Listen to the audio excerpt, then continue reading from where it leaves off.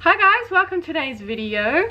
So today's video is going to be how I made a recent wildcat commission. So I was commissioned by someone in the States to make a wildcat commission.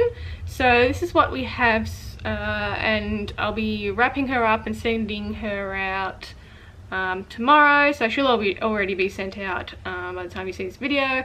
But it was based on another doll that I made a couple of years ago now, I think, that had similar sort of patterns, but this one is a little bit different. Patterns are obviously different. Pattern on the tail is a little bit different. The structure inside is different. So this one has a plastic ball and socket spine and wire feet for the a wire armature for the legs, and also has some glass eyes here. So these glass eyes were cast inside of a resin head. So I have a tutorial in my shop at creaturesofnat.com if you want to learn how to cast some glass eyes into resin. So yeah, good posability with the ball and socket armature inside. So yeah, so if you want to see how I made this little critter, then stay tuned and keep watching. Okay, so like I said, I start off with a resin head that I have sculpted, molded and cast in resin. This particular one has glass eyes, and the customer wanted like a bright blue eye with cat eyes, so I had a few in stock and I let the customer choose which one they liked. I then go ahead and paint around the eyes, the nose and the mouth using a water-based acrylic paint. And I like to actually prime my resin before I paint, just because resin is kind of slippery. It has like a slippery surface, so if you don't prime the resin, there's a high chance that the paint will come off with any sort of rubbing. So I have a priming video that you can check out. It's on my channel. It's what do I prime my resin with. And then once the primer is dry, I go ahead and paint it up. And this is a black paint from the brand Chromacryl, but you can use any brand that you like. And the same sort of deal with the feet as well. And this one is also been sculpted, molded and cast in resin by me. I'll probably have to end up doing a new mold for this one, or a new sculpt, just because it's getting a little bit old now and the mold is starting to sort of deteriorate, but not enough to actually warrant it just yet. But yeah, I will be doing that in the future. Moving on to the fur, and I'm using this plain white faux fur. The customer gave me a reference image of a previous doll that I made, and I'm sort of basing it off that, but with a few little changes, just because I like to keep the original doll as a one-of-a-kind, so I don't remake the same dolls that I've done.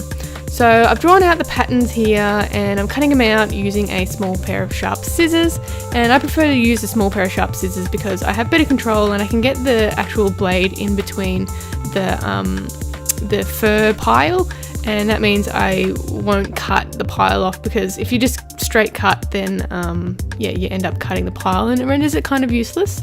So once I've cut all of these out, I then pin it fur side together and I sew it up on a sewing machine. And I prefer to use a sewing machine just because it's a lot quicker and it's a lot stronger than hand sewing everything, but I have dabbled in different ways of doing things, so I'll probably expand that in the future with different projects. I did it with one of my dragon dolls, but yeah, I'll definitely continue to experiment with that. So once I have turned it inside out, or the right way around that is, I then insert the ball and socket armature. So in this case, I'm using a plastic ball and socket armature with for the spine, and then I'm using a wire armature for the legs, just because the feet are quite small in this, and I prefer the way it looks with using a smaller armature. And I do have working with wire armature tutorial in my shop as well at creaturesofnat.com. So once I have inserted the armature and attached the resin pieces, I then sew up all the loose ends using a ladder stitch, and I have a ladder stitch tutorial on my channel as well that you can check out.